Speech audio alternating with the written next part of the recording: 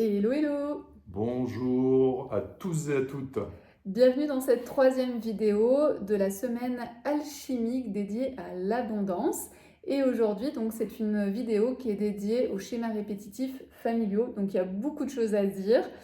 Je ne sais même pas par quoi commencer tellement il y en a.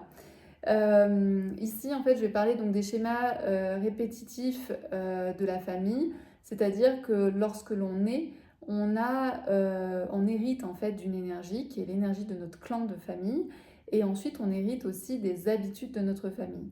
Donc, en fonction de ce qui s'est passé dans votre famille au sujet de l'argent, parce que comme on a pris tout le long en fait l'argent comme exemple, mais on le répète, ça peut être l'abondance par rapport à l'amour, par rapport aux relations, par rapport à la santé. C'est vraiment, ça peut être tous ces sujets-là. Nous, on a choisi en fait de vraiment dérouler sur l'argent.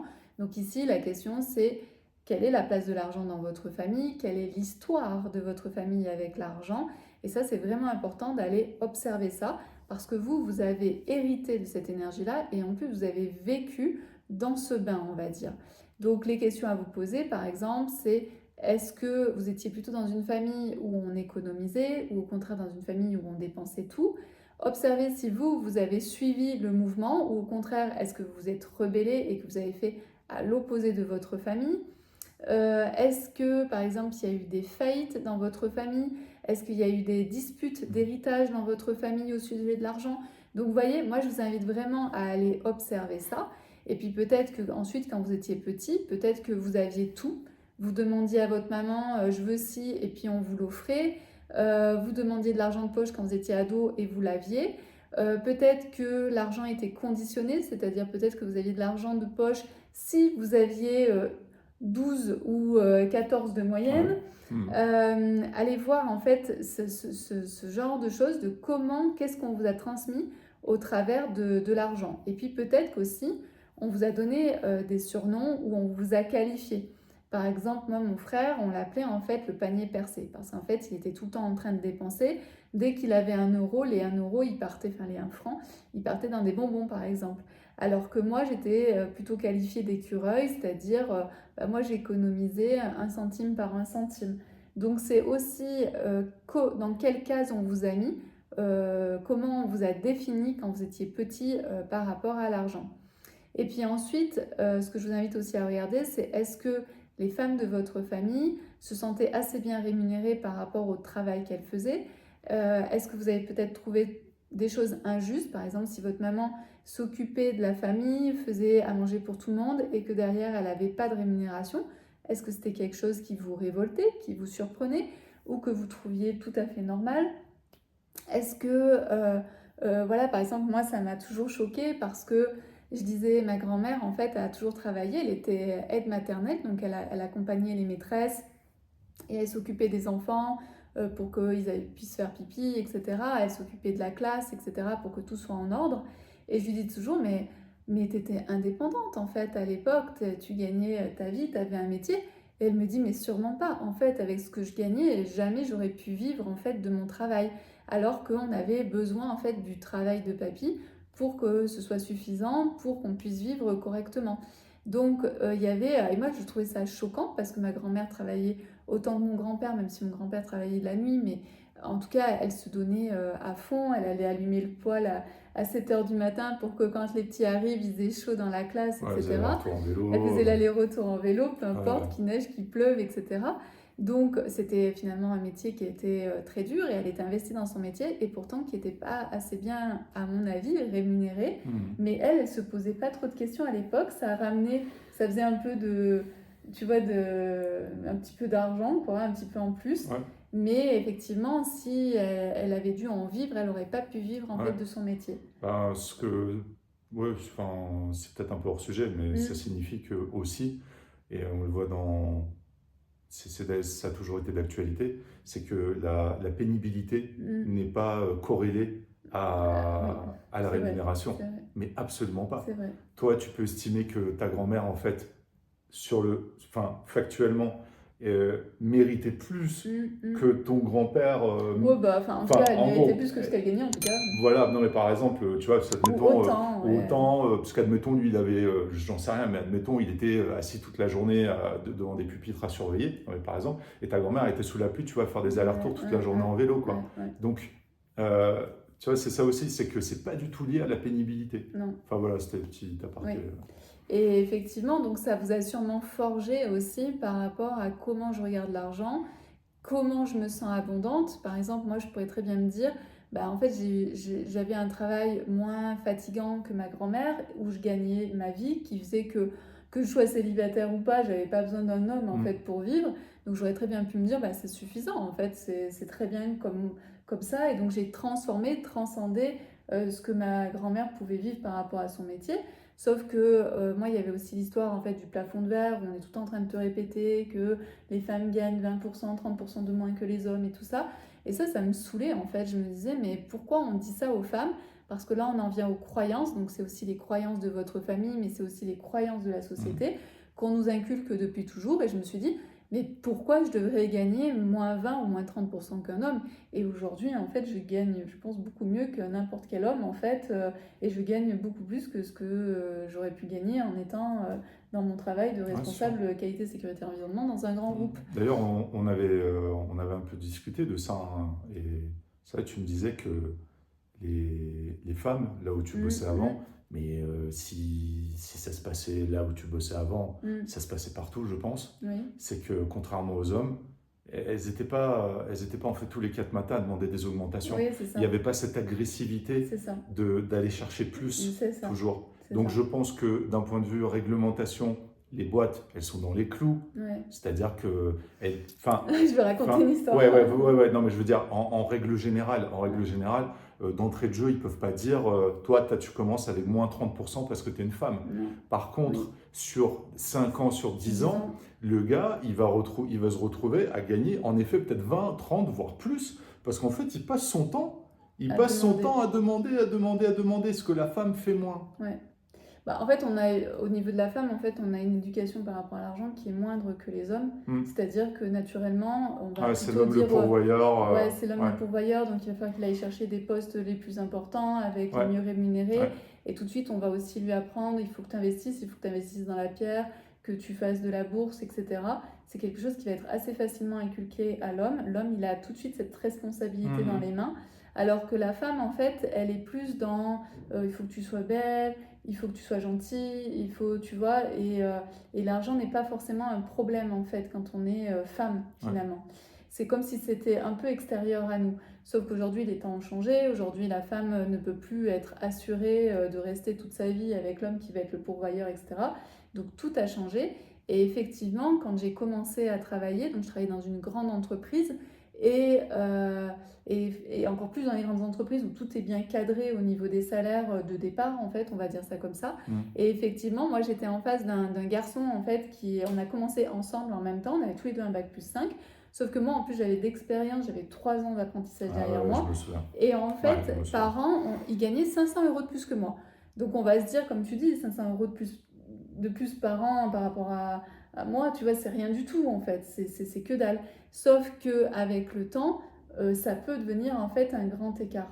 Et effectivement, même moi, quand j'étais salariée, je n'avais pas du tout cet état d'esprit de « Ah, je vais demander un nouveau poste, etc. » Moi, je changeais de poste parce que je m'ennuyais dans mes postes et que moi, j'étais contente de changer.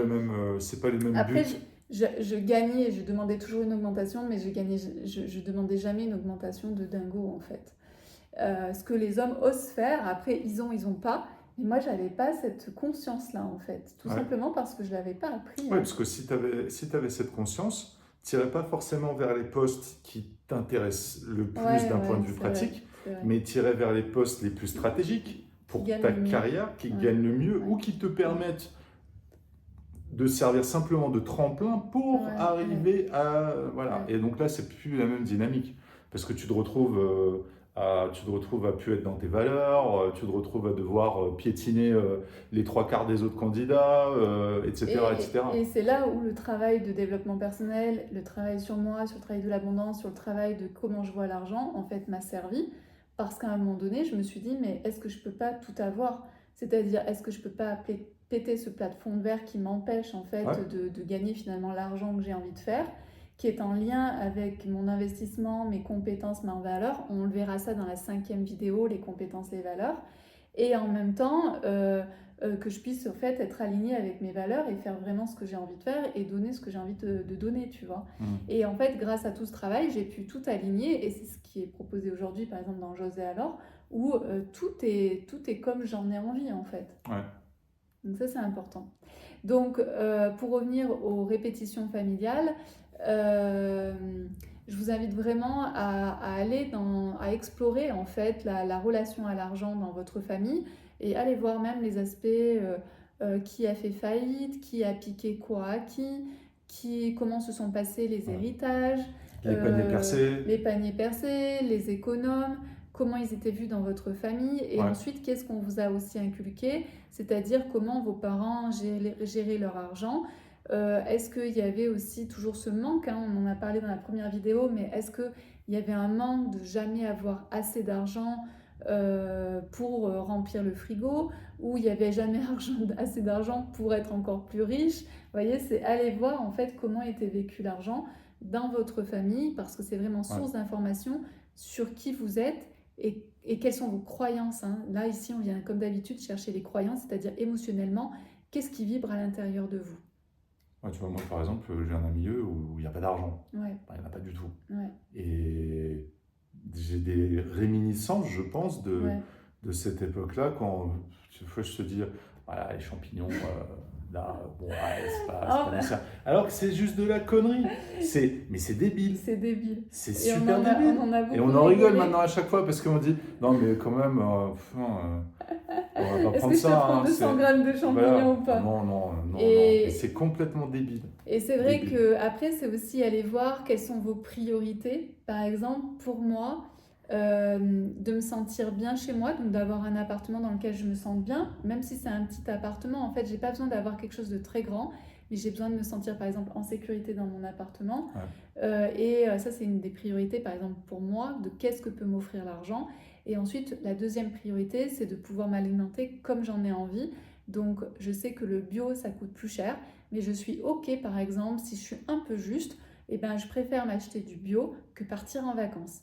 Par exemple, ça, c'est des trucs, moi, les vacances, c'est pas une obligation.